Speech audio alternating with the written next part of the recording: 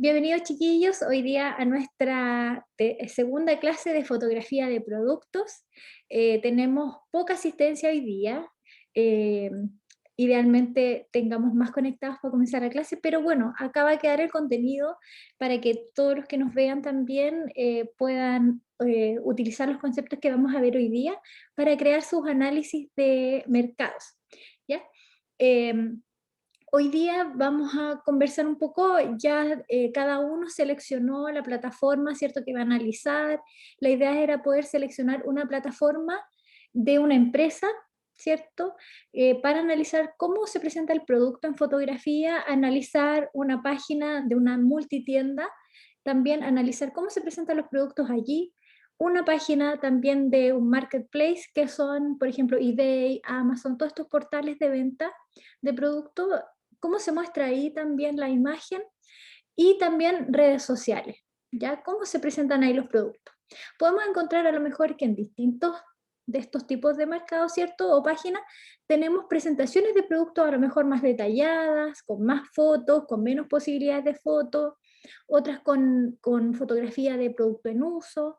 Entonces la idea es que podamos analizar más o menos cuál es la estrategia que utiliza cada medio, ¿ya? Y hoy día específicamente vamos a ver cómo se caracteriza una fotografía, ¿ya? ¿Qué características tiene para poder nosotros analizar en definitiva ahora la fotografía?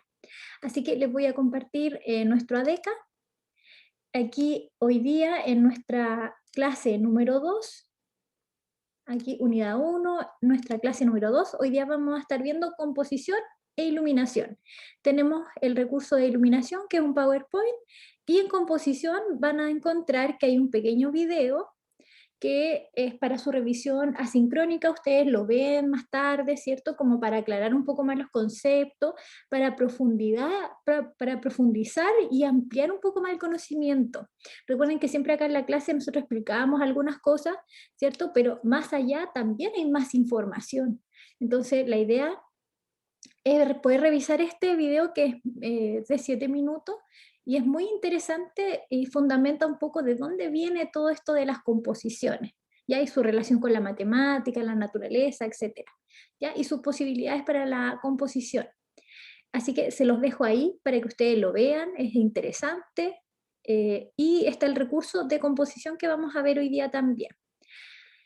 Nuestra entrega es para la próxima semana, ya la vamos a entregar al final del día, para que durante la clase podamos revisar, retroalimentar un poco el trabajo, y al final del día vamos a hacer la entrega de este primer trabajo de análisis, ¿ya? Y durante la clase, ¿cierto?, vamos a retroalimentar eso. Así que vayan avanzando, vayan confeccionando su informe. Aquí ya están las pautas para poder elaborar esta entrega. Está la rúbrica también, ¿ya? Entonces, ya ahí ya tienen material para empezar a hacer su trabajo. Entonces, el contenido de hoy día, vamos a ver iluminación y luego vamos a ver composición, ¿ya? En iluminación tenemos un PowerPoint, ¿ya?, que yo se los voy a compartir ahora. Y este contenido es para caracterizar la fotografía, ¿ya? Vamos a visualizarlo. ¿Se ve ahí en pantalla? Sí, profe. Sí. Ya. Entonces, lo primero en el tema de la fotografía es poder controlar esta iluminación, ¿ya? La iluminación puede aprovecharse para ambientar y atraer la atención hacia alguna zona, modificar las formas, reproducir las texturas. Por eso es muy importante tener una fotografía bien iluminada, ¿ya? Entonces seguramente en nuestras fotografías va a haber distintos tipos de luces, ¿ya? Entonces la primera luz que podemos identificar es la luz dura, ¿ya? Entonces la idea es que cuando ustedes analicen sus imágenes, visualicen si existe luz dura, ¿ya? La luz dura la podemos encontrar cuando el sol, ¿cierto?, ilumina y proyecta una sombra en el suelo, ¿ya? Si esa sombra tiene los bordes definidos, bien nítidos, quiere decir que esta luz es dura, ¿ya? La luz dura a veces, cuando es muy intensa, puede reducir los detalles del objeto, ¿ya? Porque por el exceso de blancos se pierde iluminación, se pierde algunas características, y también por el exceso de sombra en alguna parte del elemento, pierde también las texturas y detalles. Por ejemplo, aquí tenemos una luz dura. El sol pega muy fuerte, ¿cierto? Da directo en el objeto, entonces acá, producto de eso, tenemos un exceso de luz y por detrás tenemos un exceso de falta de luz. Entonces ahí perdemos algunos detalles y en consecuencia se proyecta una sombra muy rígida, ¿cierto? Ahí bien nítida. Entonces la luz dura no es recomendable para algunas fotografías porque, sobre todo si hablamos de productos, se pierden detalles. Sin embargo, a veces las fotografías, por ejemplo, para redes sociales, como son tomadas por los usuarios, ¿cierto? A lo mejor no hay mucho conocimiento ahí y puede ser que algunas fotografías aparezcan con luz dura. También es posible que se utilice como estrategia y que alguien haya decidido poner luz dura en la fotografía por algún motivo, ¿ya? Entonces haga ese análisis y vea si en su fotografía tiene esta luz dura. Aquí tenemos un ejemplo. Exceso de luz, ¿cierto? Ahí no podemos ver la textura de la piel y acá ya empieza a haber sombra. Y aquí tenemos un objeto que también tiene bastante iluminación aquí y por detrás se fijan que ya no se logra ver el detalle de la textura y la iluminación del piso es bastante sólida, ¿cierto? La sombra. También está la alternativa, ¿cierto?, de una luz suave, que es la más recomendable para la fotografía. Esta luz suave aparece cuando el sol, ¿cierto?, está iluminando, pero hay un poco de nubes, entonces la luz al cruzar las nubes se direcciona en va en distintas direcciones, entonces no pega directamente en el objeto, ¿ya? Sino que es más bien como una iluminación ambiental. También hay difusores o vidrios, ¿cierto? Así que son esmerilados, a veces pega, ¿cierto? Y esto redirecciona la luz y no es directa hacia el objeto, ¿ya? Entonces las sombras son menos definidas, facilita la reproducción y el aspecto redondeado de los objetos, es decir, el volumen, ¿ya? Se logra ver bien el volumen, las texturas, eso logra una luz suave. Aquí tenemos un ejemplo, ¿cierto? La luz no va directamente al objeto, sino que se direcciona en distintos ángulos, por tanto, entrega una iluminación más pareja, ¿ya? Una iluminación no tan exagerada, ni tampoco falta de luz, y por tanto la sombra es un poco más difusa. Aquí tenemos un ejemplo mejor. La foto es mala, se ve con pixelada, pero aquí pueden ver que la sombra por lo menos es un poco más suave, como difusa, ¿ya? Y quizás logra ver un poco más de textura. Esa es la diferencia con la luz dura, ¿ya?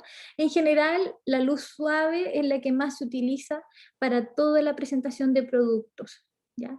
Por ejemplo, aquí, se fijan como la sombra es muy suave, y prácticamente se logra iluminar todos los objetos, ¿ya? Esto quiere decir que en esta composición seguramente no solamente hay una luz, sino que hay varias luces, pero todas están difusas, ¿ya? Ninguna es una luz directa, ¿ya? Es posible que en algunos casos utilicemos una luz o varias luces. Acá yo hice el ejemplo con el sol, pero cuando uno ya empieza a controlar la iluminación, utiliza varias luces y para lograr la luz directa puede ser un foco o bien un foco con una pantalla para lograr la iluminación difusa, ¿ya? En este caso nosotros no podemos acceder a un laboratorio de foto ni a un set de fotografía, pero sí es importante reconocer que existen estos accesorios artificiales para poder suavizar la luz, ¿ya? También es importante saber que cuando nosotros tenemos un foco de luz o una fuente de luz, si el tamaño de la fuente es, por ejemplo, más pequeña, quiere decir que la luz será más dura, ¿ya? Y si tenemos una fuente de luz más grande, ¿ya? Quiere decir que tenemos una luz más suave porque se amplía un poco más el espacio. Por eso podemos ver que también aquí tenemos a luces más pequeñitas, más grandes, ¿ya? Y con unos difusores también. ¿Ya? Cuando uno lo hace esto con el equipamiento en práctica, ahí lo puede evidenciar mejor. ¿Ya? Pero por ahora conocer que existen estos accesorios para hacer de forma artificial una luz dura o una luz suave. Cuando fotografiamos productos, generalmente si los fotografiamos a la iluminación natural, esta se va moviendo porque nuestra fuente de luz sería el sol, ¿cierto? Entonces, puede ser que si vamos a fotografiar varios productos ese mismo día, no logremos, ¿cierto?, la misma condición lumínica todo el tiempo, y también entre los días la iluminación no siempre es igual. Entonces, por eso en los estudios fotográficos se crea una iluminación artificial y se crean estos esquemas de iluminación, que quiere decir que buscamos la mejor iluminación para el set o la cantidad de elementos que necesitamos fotografiar, ¿ya? Y empezamos a buscar un patrón. Por ejemplo, ponemos el objeto, ponemos una luz principal y ponemos nuestra cámara. Fotografiamos y podemos obtener con una luz este resultado, ¿ya? Aquí hay que ver si esta luz, ¿cierto?, está directa hacia el objeto o le ponemos un difusor, ¿ya? Entonces, si la luz, con una sola luz podemos lograr una iluminación de un lado, pero este otro lado no se ve bien iluminado, ¿cierto? Falta un poco de luz, y eso significa que podemos poner una segunda luz, que es una luz de relleno, ¿cierto? Para poder contrarrestar un poco esta oscuridad que nos queda. Generalmente podemos encontrar que cuando hacemos 3D se recomienda usar unas 3 luces por lo menos para poder lograr una iluminación completa de la escena, ¿ya? Entonces, luz principal, una luz de relleno y seguramente una tercera luz después nos puede aportar un poco más, ¿ya? Entonces, este objeto tiene una luz lateral. Acá hay 2 luces, una lateral y una de relleno que me hace que yo pueda ver mejor el volumen, ¿ya? Vamos a ver con una tercera luz, que es una contraluz, ¿ya? Aquí, por ejemplo, ya está muy fuerte esa iluminación, pero hemos logrado una iluminación global mucho mejor. Fíjense la anterior. Esta, ¿cierto? El ambiente con una tercera luz se ve un poco más claro y se ve mejor, ¿ya? Acá se puso de contraluz. Contraluz significa que la iluminación va por detrás del objeto, ¿ya? Para iluminar hacia atrás nuestro fondo.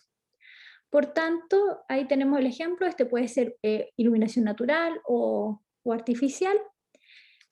Y algunas fotografías se intenciona esa iluminación de contraluz, fotografiar con una luz contra la persona para lograr ciertos efectos o ciertos conceptos, por ejemplo el romance, eh, aquí algo natural, ¿cierto? Para rescatar siluetas.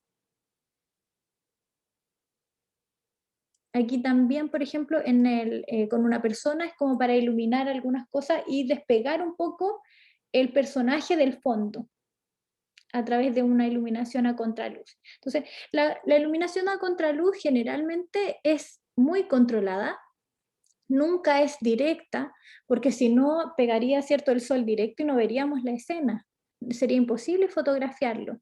Acá este sol ya se va ocultando, por tanto ha bajado su intensidad, puede ser que también las nubes lo han tapado un poco, entonces esto permite fotografiar, si no sería muy intensa, ¿ya? Acá también hay nubes, entonces generalmente cuando pierde la intensidad, si es una iluminación a contraluz no puede ser muy fuerte, ¿ya?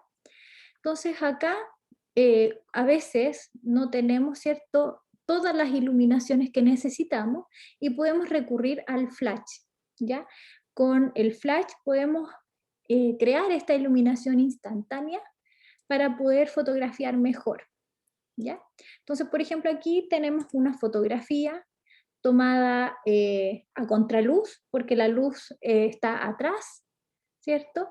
Pero adelante se genera esta sombra, ¿cierto? Porque la luz viene de atrás. El entorno se ilumina bien, pero el sujeto no. Entonces con el flash podemos contrarrestar esa sombra y puede salir mejor nuestra fotografía, ¿ya? Por eso es que cuando vemos que se fotografía en un set, los fotógrafos tienen varios flash, ¿cierto? Tienen algunos que son independientes, hay otros que se ponen en la cámara profesional, ¿ya? Pero el flash pocas veces va directo hacia la persona. Cuando hablamos, ¿cierto?, de fotografía profesional, generalmente el flash se coloca como luz, pero luz de rebote, por ejemplo, que pega hacia el techo o se refleja en algo y luego me da, no como una luz directa, porque si no queda como muy...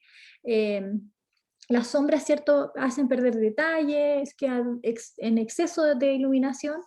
Entonces aquí hay distintos tipos de flash que pueden golpear aquí contra el techo para iluminar mejor, o bien rebotar hacia atrás, hacia arriba, y se va directo a la persona. Y así logramos ampliar un poco más la iluminación. Se fijan acá, va directo a la persona, pero acá como hicimos 2 rebotes, logramos una distancia mayor y ahí llega la persona, ¿ya? La idea es que podamos, con esto que yo les comento, poder ir visualizando cómo son nuestras fotografías que encontramos en las plataformas de venta. Encontramos este tipo de fotografía, luz dura. Seguramente con poca iluminación, ¿ya?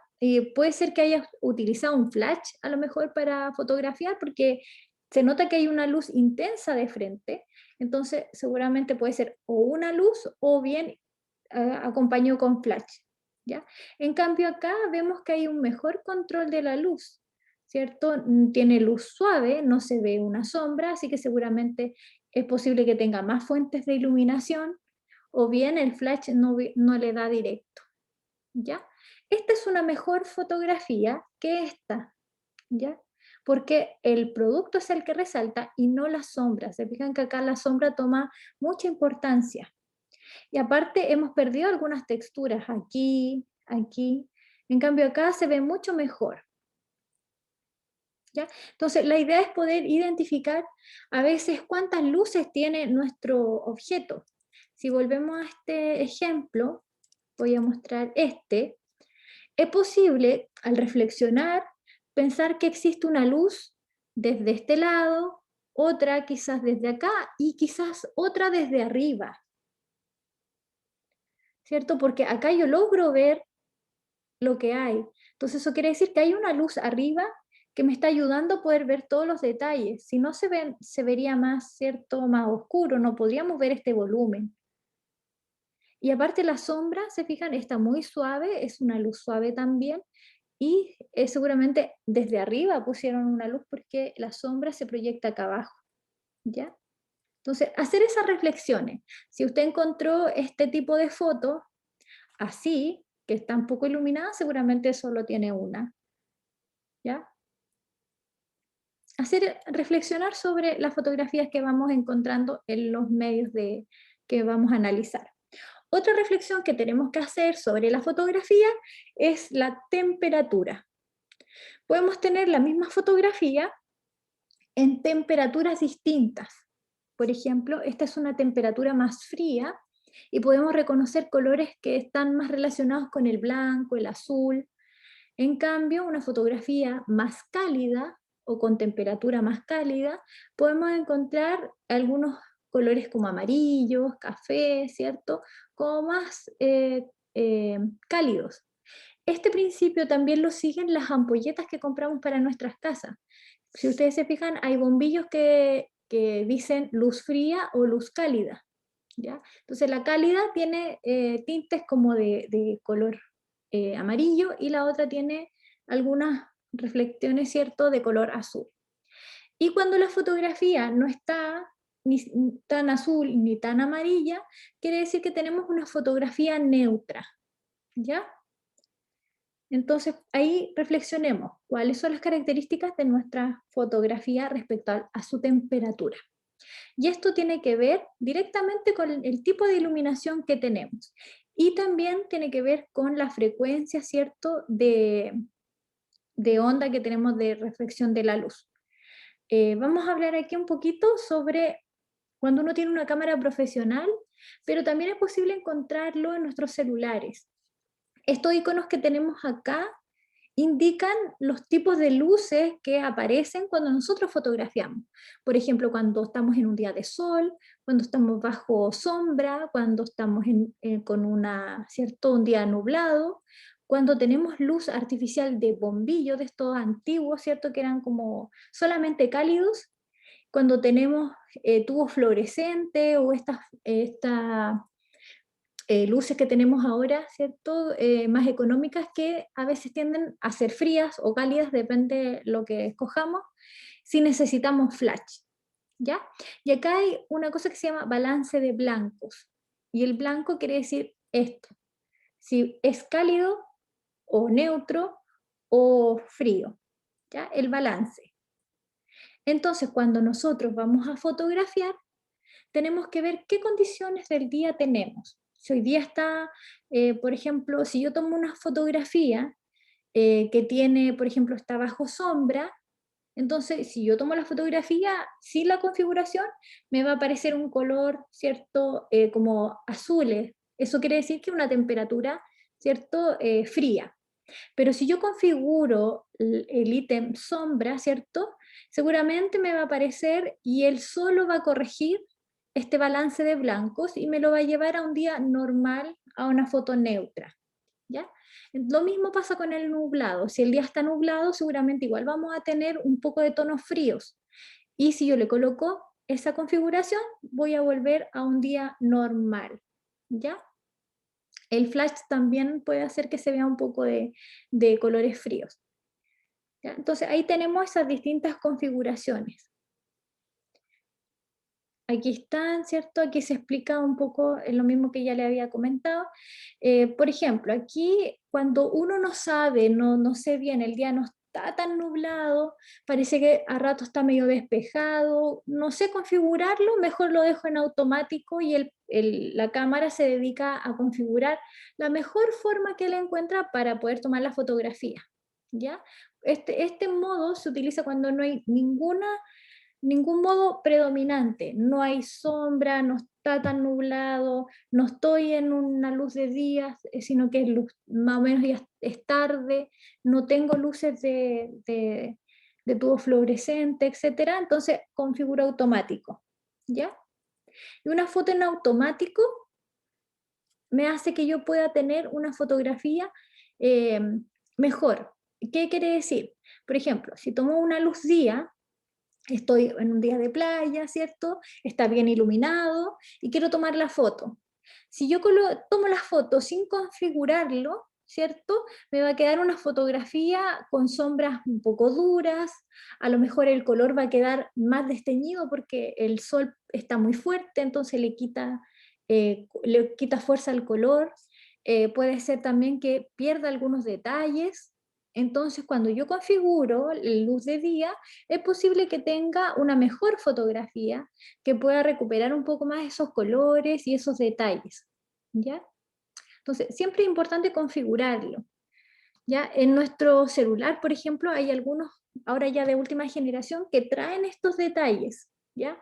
Pero si no lo tiene, la segunda etapa es el retoque fotográfico y corregir un poco la iluminación, la saturación, ¿ya? Pero las cámaras pueden hacerlo antes. Entonces, si lo tenemos, usémoslo, ¿ya? Las cámaras profesionales sí traen estas configuraciones. En un día que está con sombra, por ejemplo, pensemos que estamos dentro de un bosque, la sombra que se da, ¿cierto? Ahí para poder fotografiar el animalito, también hace que sea una atmósfera un poco oscura.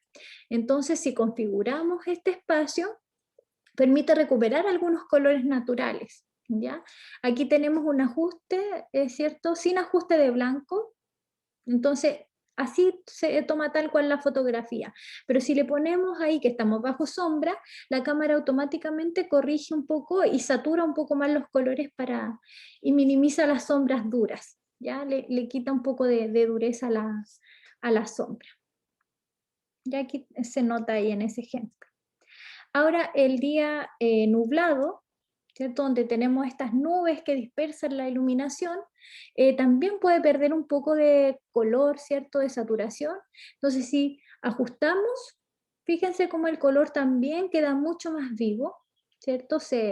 se resaltan un poco más los elementos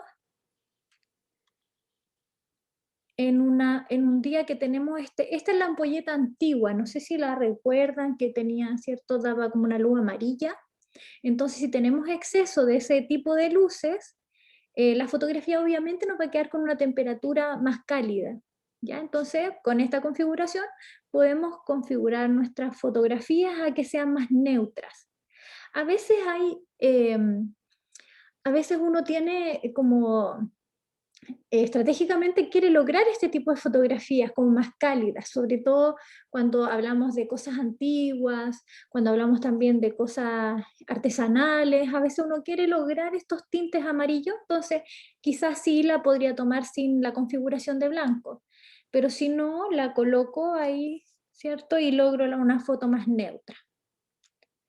Lo mismo pasa cuando tenemos los tubos fluorescentes, como en este caso, o bien estas luces que utilizamos hoy día que son más económicas, ¿cierto? También podemos tener algunos restos entre verdes, entre azules, ¿cierto? Que es una luz un poco más fría, pero si corregimos el ajuste de los blancos, ven cómo se quita ese efecto de colores y queda mucho mejor, ¿cierto? Queda más neutro.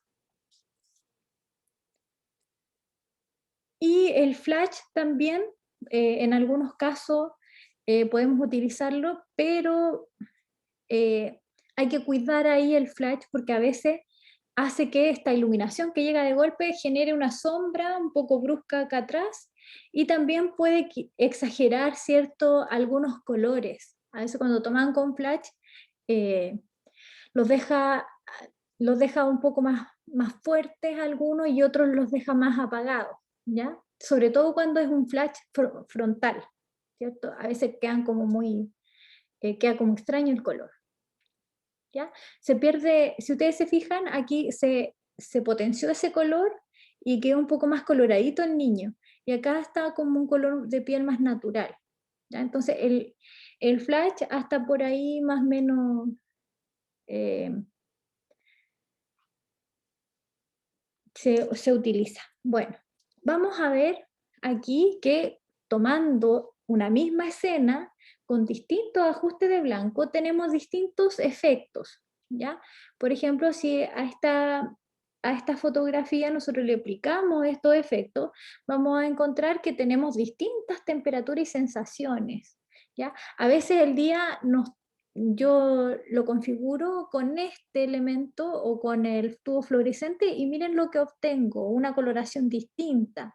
Entonces, a veces se utiliza esto de forma intencionada para lograr algunos efectos de la fotografía, ¿ya? Entonces, también hay que a veces probar y experimentar qué sucede con las distintas configuraciones, ¿ya? Aquí tenemos un atardecer con ajustes de blancos neutros, ¿ya? Y acá tenemos con ajustes de blancos cálidos, ¿ya? Entonces quiere decir que hemos utilizado este y este para lograr estos dos tipos de fotografía. Por ejemplo, si yo quiero mostrar un catálogo de invierno, seguramente voy a ir por acá, ¿cierto? Que se ve un poco más neutral o casi con temperatura fría por los colores que tiene acá, pero si yo quiero mostrar a lo mejor un hotel, ¿cierto? Y quiero mostrar el atardecer a la orilla ahí del lago, a lo mejor por ahí voy a tomar esta estrategia, ¿ya? Por las temperaturas que tiene la fotografía, ¿sí? Por ahí, ¿cómo vamos, chiquillos? ¿Me van siguiendo? Sí, profe, está todo claro hasta ahora. Entonces, ustedes cuando vayan analizando sus trabajos, ¿cierto? Sus imágenes, primero identifiquen qué tipo de sombras tenemos, si es dura o es suave. Luego tratemos de encontrar cuántas luces utilizaron. Se utilizaron una, dos, se utilizaron a lo mejor un esquema de luz, porque a veces los productos son todos iguales, tienen la misma iluminación. Entonces seguramente esa se repitió como esquema para todas. Casi siempre, por ejemplo, en la página web que es corporativa, todas las fotos son iguales, igual que en la de Falabella, ¿cierto? Que es de multitienda. En eBay ya podemos encontrar algunas fotos, ¿cierto? Que a lo mejor no son del mismo set, sino que son distintas. Y en Facebook nos podemos encontrar con cualquier tipo de fotografía. Entonces, hagamos esas reflexiones, ¿ya? para poder encontrar. Y veamos, no es necesario que vean si se usó flash o algo así, pero sería bueno una reflexión sobre la temperatura, si las fotografías se ven neutrales, si se ven más frías, o si hay algunas cálidas, etc. ¿Ya? Esta explicación del balance de blanco es más bien para lo práctico de la fotografía. ¿Ya? Así que eso lo vamos a ir aplicando después, pero por lo menos reflexionar sobre la temperatura. ¿Ya? Acá en este espacio, abajito en la última diapositiva, dejo 3 enlaces porque luego, en la segunda unidad, vamos a construir una caja de luz y la idea es que acá tenemos 3 alternativas para construirla. La primera es la que yo recomiendo, la segunda es una alternativa por si no tenemos todos los materiales o no podemos conseguirlo, y la tercera es una idea un poquito más hecha en casa, ¿cierto? Algo más rudimentario. Ojalá no tengamos que llegar hasta allá, pero si alguien está imposibilitado de tener materiales, lo más cercano que podemos hacer para poder llegar al ejercicio es esto, ¿ya? Todavía no es necesario tenerla, pero ya la próxima semana vamos a comentar un poquito más este tema, ¿ya? Porque la unidad 2 necesitamos controlar un poquito la luz, y ahí vamos a practicar, etcétera, ¿ya? En nuestro segundo apunte, que vamos a dejar para el análisis, ¿cierto? Lo vamos a presentar también, es sobre la composición. ¿Ya? Yo lo estoy abriendo aquí. Ahí lo voy a compartir. ¿Ya? La idea es que podamos también reflexionar en nuestras fotografías sobre la composición. Y vamos a hablar aquí sobre lo que significa o lo que es la ley de los 3/3. ¿Ya? De seguramente la han escuchado, a lo mejor por ahí algunos, o bien la han visto. En su celular seguramente la han visto muchas veces y no sabemos muy bien cómo utilizarla. La regla de los 3/3 es una regla que consiste en dividir la imagen en 3/3 imaginarios, horizontales y verticales. Quiere decir que vamos a cuadricular nuestra imagen así en 3 partes. Por tanto, vamos a obtener una especie de 9 módulos, ¿ya? Pero la regla es dividir el formato en líneas horizontales y verticales. Aquí tenemos el ejemplo, ¿ya? Cuando dividimos, ¿cierto?, nuestro formato en 3 partes, de forma horizontal y vertical, obtenemos 4 puntos de interés. Voy a acercar un poquito más la imagen. Ahí. Obtenemos 4 puntos de interés, que es donde se intersectan estas líneas. En nuestro celular seguramente hemos visto una retícula que aparece cuando vamos a fotografiar. Esa es la ley de los 3/3. ¿Ya? Y la regla dice que tenemos que ubicar los elementos de interés dentro de estos 4 puntos. Ojalá opuestos. ¿Ya? Vamos a ver algunos ejemplos. Esto también aplica cuando el formato está hacia el otro lado. Lo mismo pasa cuando giramos nuestro celular. Por ejemplo, en esta fotografía tenemos un elemento principal, que es por el tamaño, por eso decimos principal, que se ubica en uno de los 4 puntos, ¿ya? O en 2 de ellos. Por tanto, si vamos a poner otro objeto que es de interés, el otro objeto debería ir de forma opuesta en el otro punto. Por ejemplo, aquí. Vamos a ver otro ejemplo. Tenemos la ventana y tenemos una rama, entonces la idea es ponerlo o aquí o acá abajo porque ya tiene estos 2 puntos. Tenemos el árbol, ¿cierto? Y aquí aparece otra como regla de los 3/3, que si vamos a utilizar o vamos a poner una línea de horizonte, esta línea de horizonte debe estar en el primer tercio o en el segundo tercio. ¿Ya? Aquí ponemos el árbol en un punto de interés y nuestra línea del horizonte está en el primer tercio, ¿cierto?, de la fotografía. Vamos a ver otro ejemplo. Aquí tenemos, ¿cierto?, esta no es la línea del horizonte, pero casi por los árboles, entonces ahí está en el primer tercio y ya tenemos el elemento del cielo arriba. ¿Ya? Aquí tenemos nuestro punto de interés, que es uno solo, ¿cierto? Que es este, porque en realidad estos no son puntos de interés, sino que complementan solamente. Aquí tenemos más ejemplos de la línea del horizonte. Aquí está puesto, ¿cierto?, en los 2/3. Aquí está puesto en 1/3. Aquí también puesto en 1/3. Y el resto es cielo. Aquí tenemos 1/3 de la línea del horizonte. Y aquí empezamos a relacionar objetos, ¿ya? Por ejemplo, la montaña versus el árbol, ¿cierto? Que son 2 puntos de interés, más la línea del horizonte. Aquí también tenemos línea del horizonte. Aquí tenemos casi que se ajusta, ¿cierto?, a la línea del horizonte. Pensemos que tenemos que buscar, ¿cierto?, con nuestra cámara, cómo buscar esos equilibrios para poder utilizar la ley de los 3/3, ¿ya? Esto podría distinguir, al usar esta regla, ¿cierto?, de una fotografía buena y una mejor fotografía, ¿ya? Una fotografía más interesante, ¿ya? Que sea más equilibrada, ¿cierto? Que sea más atractiva. Aquí también, ¿cierto? Podemos reconocer aquí un objeto, otro objeto. Entonces, cuando empezamos a buscar estas composiciones, podemos encontrar aquí la línea del horizonte, ¿cierto? En uno de los 3/3, aquí las personas que van cerca del punto de interés, etcétera, ¿ya? Entonces, esa es la ley de los 3/3. Trate de buscar cómo aplicaron esa ley en sus fotografías, en la que usted está analizando. ¿Existe algo de ello? ¿Usted cree que la persona en que fotografió pensó en este tipo de ley para poder hacer su fotografía? En general, en la mayoría de ellas puede haber algo, ¿ya? Porque todas las cosas de la naturaleza se configuran como con una relación matemática. Veamos cómo se aplica esto en sus fotografías, ¿ya? También existe otra ley que se llama la simetría dinámica, que es muy parecida a la ley de los 3/3, sin embargo, utiliza los 4 puntos de una forma un poquito más desplazada, como un pequeño ajuste, ¿ya? Esto se logra trazando una diagonal, ¿cierto?, en el formato, y luego se busca un ángulo de 90 grados hacia la esquina, ¿ya? Por tanto, podemos encontrar 2 puntos, o bien también podemos lograr 4 puntos.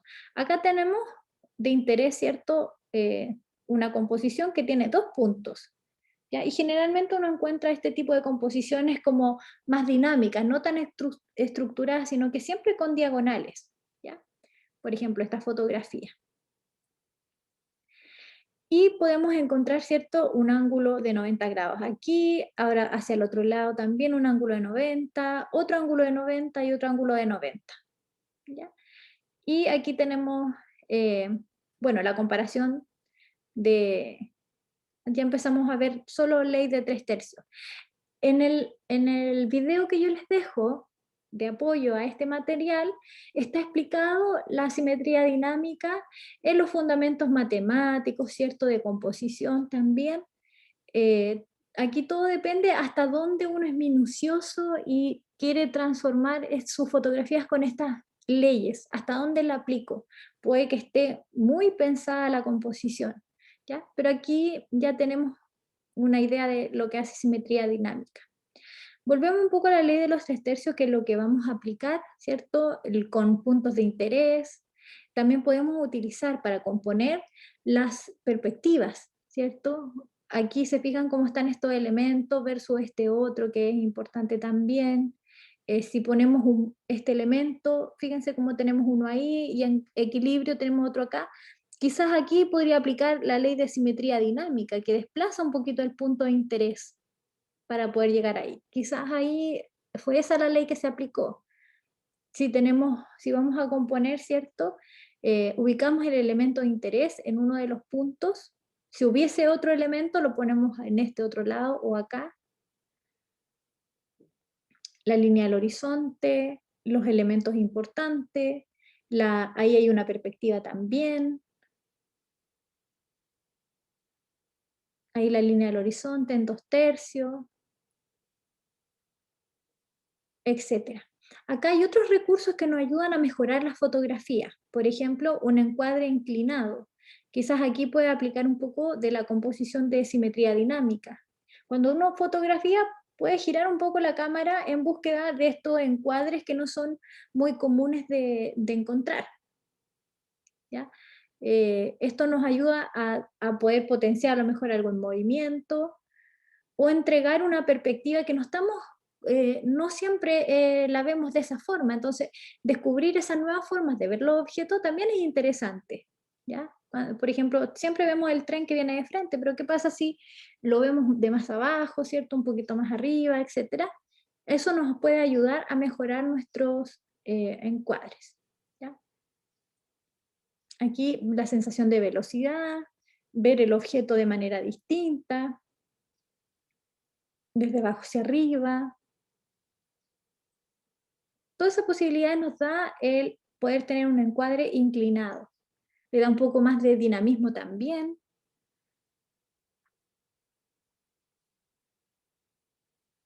etcétera. Ahí también podemos ver el encuadre inclinado.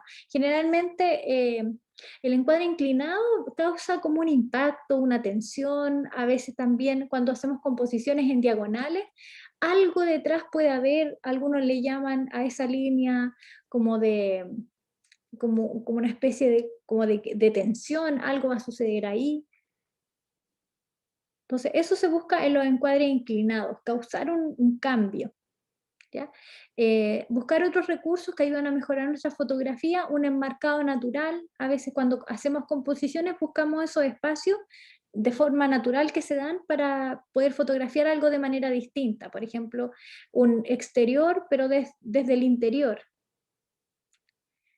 a través de una ventana, por ejemplo, en el mismo bosque, ¿cierto? A veces se crean unos marcos naturales entre medio de una reja.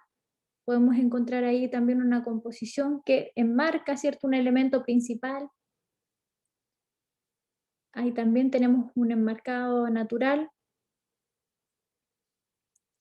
La dirección también es otro recurso para poder fotografiar. Aquí se inclinó un poco el encuadre en la dirección en que va el objeto, ¿ya? Por ejemplo, ahí va hacia arriba, podemos girar para que el objeto vaya en dirección, ¿ya?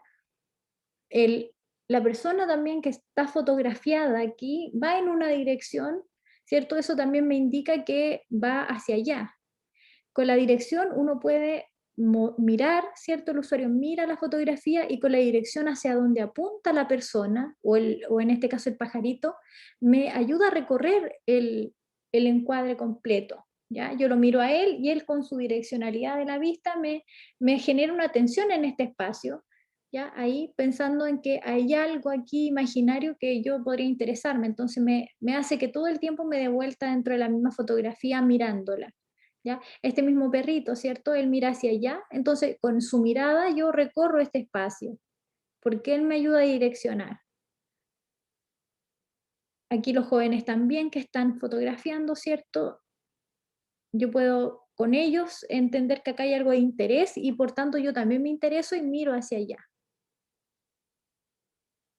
Aquí también, ¿cierto? Está mirando hacia allá, hay una dirección de la mirada. Y otros recursos también que aparecen en la naturaleza son las curvas, las líneas. Por ejemplo, aquí hay un paisaje que tiene curvas. Las plantaciones de las agrícolas también me pueden ayudar en eso. Y aquí tengo aplicada la ley de 3/3. El elemento principal, más o menos la línea del horizonte, y aquí parte, ¿cierto?, la curva. Busco cómo encuadrar mejor esa fotografía. Aquí también encontramos líneas que dan direcciones, ¿cierto? Líneas que nosotros podríamos dibujar también en la composición o organizar los elementos con alguna secuencia. Esto ya podría llamarse, se llama en la composición la búsqueda de ritmos. Este es un ritmo, un elemento que se repite varias veces y va cambiando, ¿cierto?, su tamaño y también su configuración. Esto es un ritmo.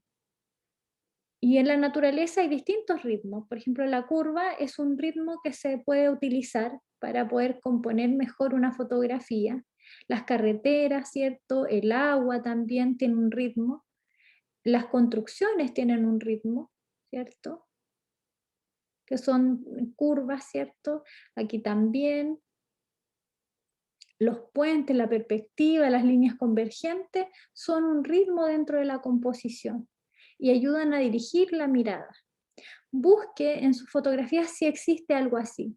Quizás todavía no porque son productos individuales, pero si hay un producto en uso que tiene un fondo y que tiene más elementos, esos elementos se configuran entre ellos para crear este tipo de composiciones. ¿Ya? Se comunican entre ellos. Aquí tenemos estas líneas que convergen, ¿cierto? Dado por la perspectiva, pero que ayudan a generar un ritmo visual para poder concretar en este espacio algo interesante que ver.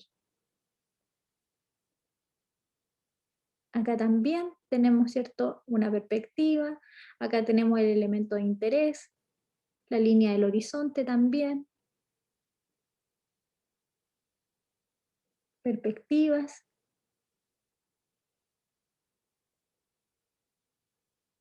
Aquí, por ejemplo, en la construcción tenemos un ritmo ahí que se repite, el elemento de interés en uno de los puntos, líneas que nos ayudan a guiar la mirada hacia allá, ¿cierto? Aquí también líneas en la construcción, líneas que se proyectan con la sombra, líneas que hemos formado nosotros con los productos que queremos vender. También es un ritmo y entre ellos se buscó, ¿cierto?, una configuración de un círculo, que es una figura bien potente al momento de componer. La simetría también es un recurso para componer. Simetría quiere decir que un lado es igual al otro, ¿ya? Aquí se repite este lado con este otro muy similares, ¿cierto? Acá también en un camino, ¿cierto?, de árboles podemos encontrar esas simetrías.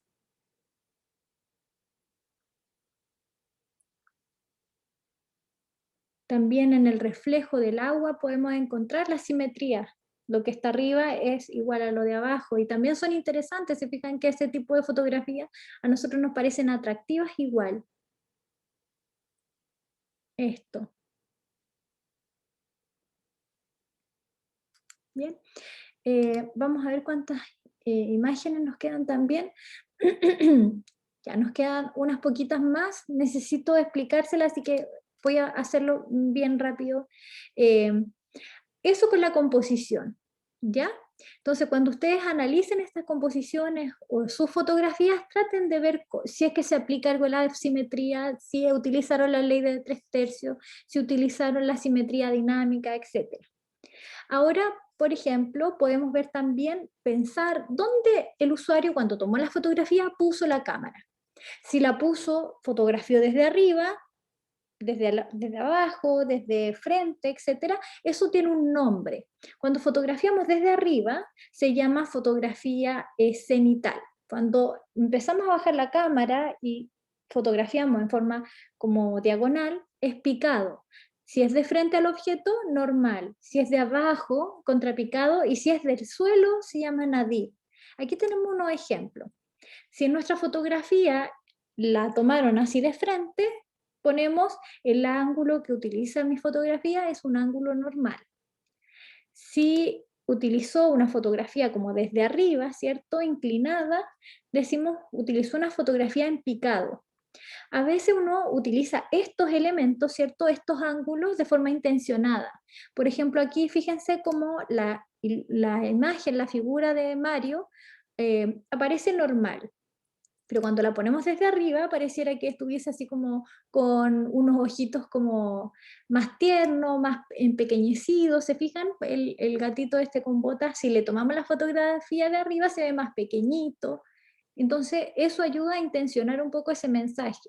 Al contrario, si fotografiamos de abajo hacia arriba, podemos exagerar el producto, podemos hacerlo más potente de lo que es.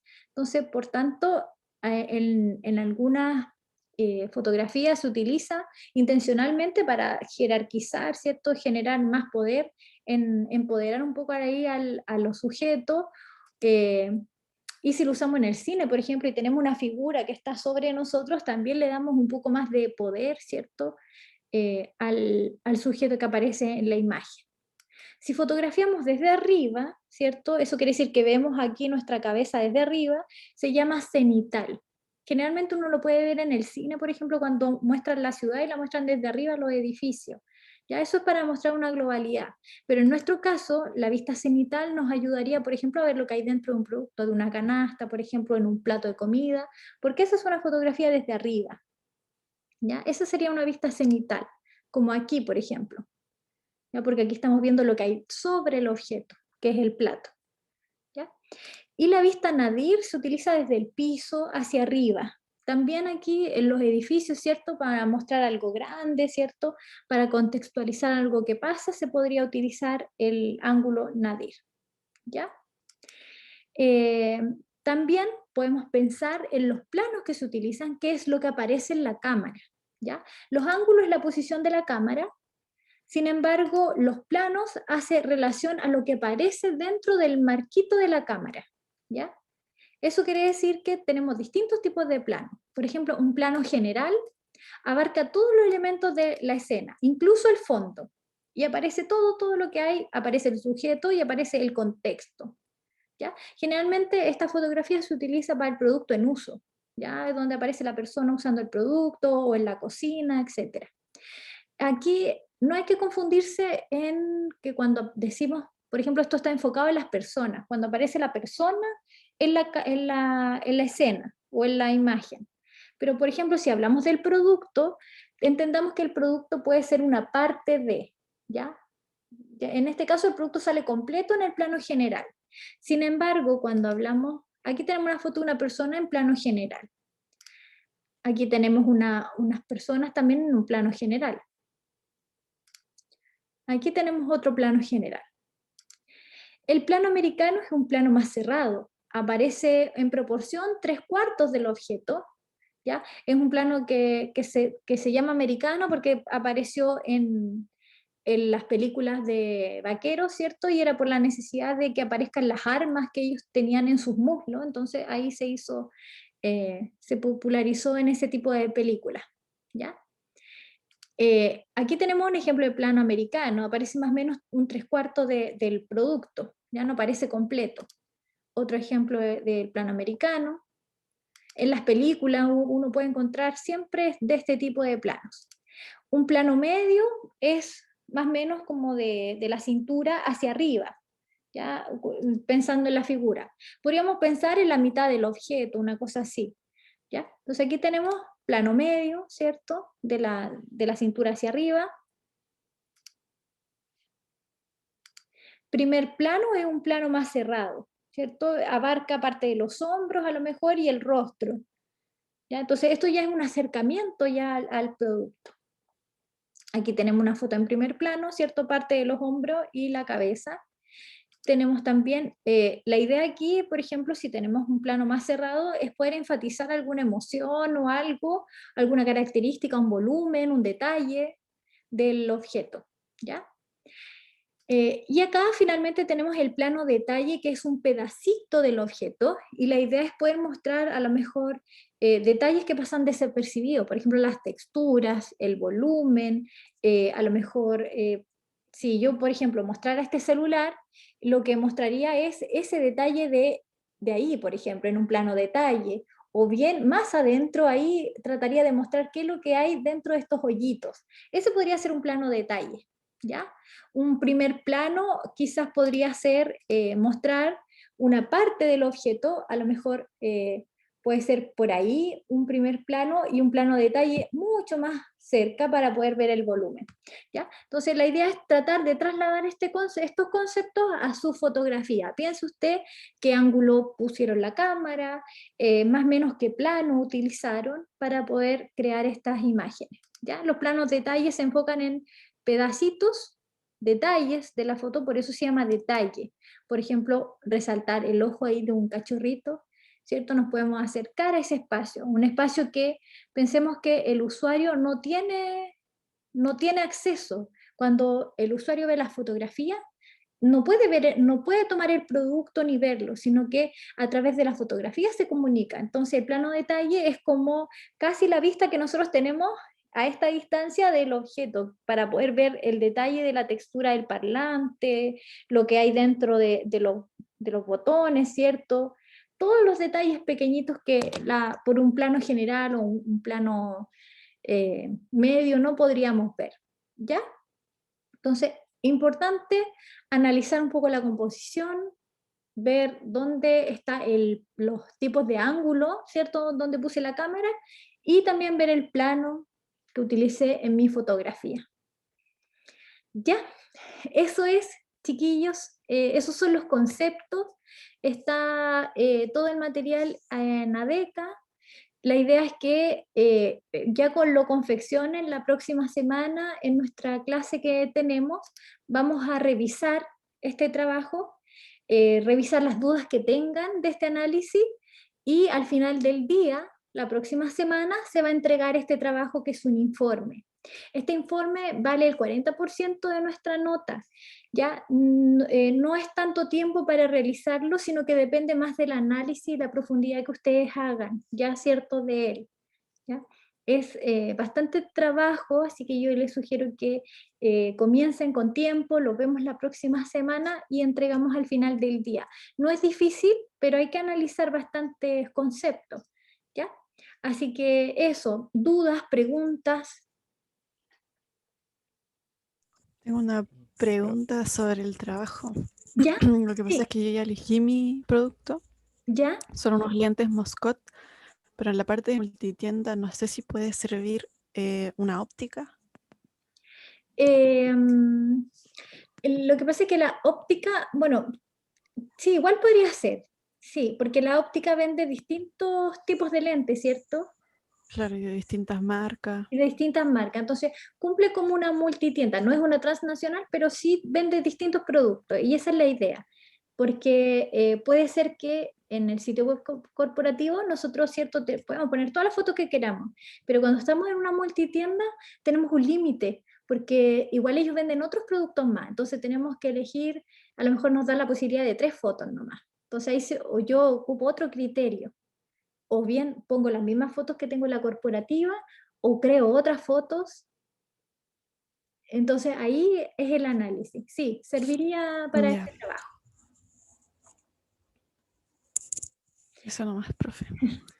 ¿Alguien más tiene alguna pregunta, duda? Profe, Ujú. yo tengo una consulta. Me gustaría el ángulo de disparo, el nadir, ¿para qué era que se ocupaba? O sea, ¿en qué ¿En qué como situaciones? ejercicio práctico claro, se podría ocupar?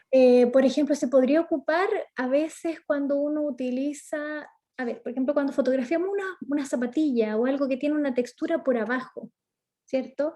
A veces uno gira el producto, ¿cierto? También a veces los productos giran respecto a la cámara. Por ejemplo, la tengo siempre de frente, pero el producto lo muevo. Entonces, una estrategia para fotografiar la textura que tiene debajo de la zapatilla, puedo usar dos.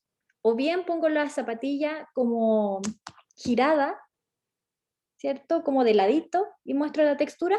O bien, por ejemplo, pongo la zapatilla pensando en un vidrio y la fotografío por debajo. Ya, No sé ya, si se explica un poco. A ya. veces uno Sí, puede ver una zapatilla como de lado y otra que está inclinada. Y ahí se ve la textura. Pero otras veces puedo usar otra estrategia. Y como que la sí, claro, es fotografía como estuviese para tomada varias de abajo. estrategias. Mm. Claro, ya, Por ejemplo, me zapatillas en cansé. uso, el usuario usando la zapatilla y la foto viene de abajo y yo logro ver la textura que tiene abajo la zapatilla, como si estuviese arriba de un vidrio. Esa podría ser una fotografía nadir. Ya, ya. Muchas gracias, profe. ¿Alguna otra pregunta o comentario o duda con la entrega? No, profe, está todo bien. Ya. Bueno, ese sería el contenido entonces de hoy día. Podemos en la próxima semana analizar todo lo que ustedes vieron, las dudas que tienen, retroalimentamos, vamos también a preguntar a alguien si quiere mostrar su trabajo que lleva, lo podemos conversar todo eso la próxima semana y al final del día se entrega el trabajo. Bien, chiquillos, que estén muy bien, que tengan un buen descanso este fin de semana largo. Cuídense mucho. Chao, chao. Gracias, profe, chao. Chao, profe, que esté bien. Igual, Chau, chau. chao.